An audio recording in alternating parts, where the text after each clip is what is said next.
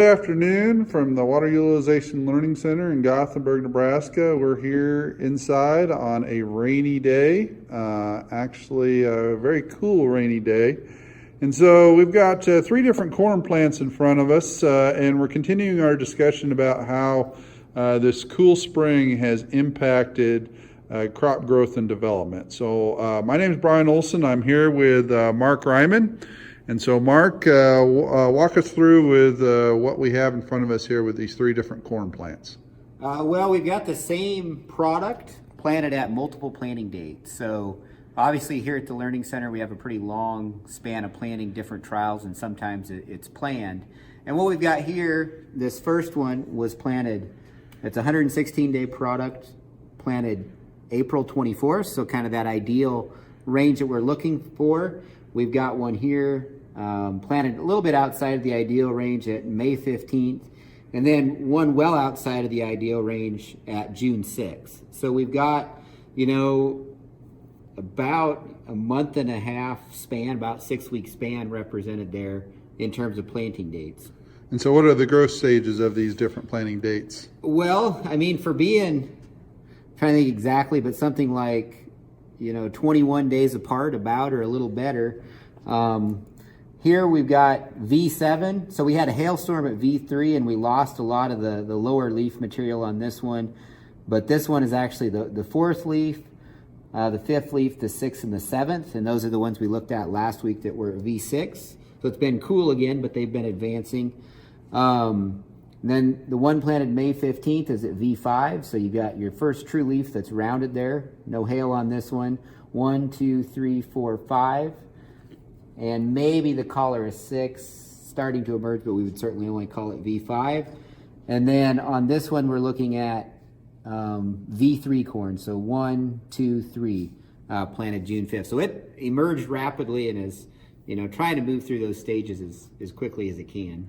So again, this is the same corn product at three different planting dates. And so we have had a cool spring. We're all familiar with the conditions have been wet. We've had some delayed plantings.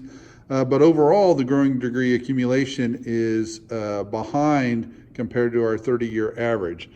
All right, here we're looking at a graph from the High Plains Regional Climate Center. This site has quite a few unique tools that allow us to put different corn products in at different different planting dates, and then also in different counties across Nebraska, along with Kansas and other states. And so pretty unique tools that allow us to make some comparisons. And so as we look at the 30-year average here, we're looking at that purple line, and you can see that that green line is trending, which is 2019, is trending significantly below the growing degree accumulation that we saw in our 30-year average. And so if we look at that time frame, it's looking at some of that cooler end of May, first part of June time, where we did not have the temperatures to really move growth forward. And so what is the implications of that? So on our 30-year average for June 18th, we would expect to have 696 growing degree days accumulated, putting in a 116-day RM in Dawson County on April 24th. You compare that to our 2019 accumulation, we're sitting at 605. So that's going to be about a 91 growing degree day accumulation difference. And so that's going to come out to be about 1 to 2 leaf in growth. And you compare that to a May 15th, we're still running behind from the 30-year average of 504 compared to 2019 at 418. But then you compare that to June 6th, and we got more normal accumulation for that planting on June 6th. But again, we're way behind compared to where we'd like to be planting on April 24th. And so that 1 to 2 leaf accumulation, what does that translate? And so if we're looking back here at our corn on April 24th, we said it was at V7. That would be typically V8 to V9. On May 15th, it was at V5.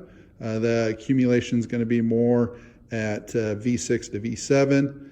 And then back to our June 6th planting, that's where our growing degree is more normal. And so this is at V3, and we would expect V3 on our 30-year average. So needless to say, we do have some challenges as we move forward in making sure we get enough growing degree days accumulated on 116 RM corn planted in Dawson County. And there's going to be a number of corn products across the region that are going to be pushing to get enough heat units on that corn in order to obviously fill out and mature properly and dry down before we have our killing frost in the fall. Mark, did you have anything that you wanted to add? No, just be out there, I guess, watching your corn. Again, remember the growth stages are important to a lot of the applications and things you do. So go out, carefully take a look at those plants and see what's happening. Okay, thank you. Thanks for watching this video from the Gothenburg Water Utilization Learning Center. For more information, please call 308-537-4500.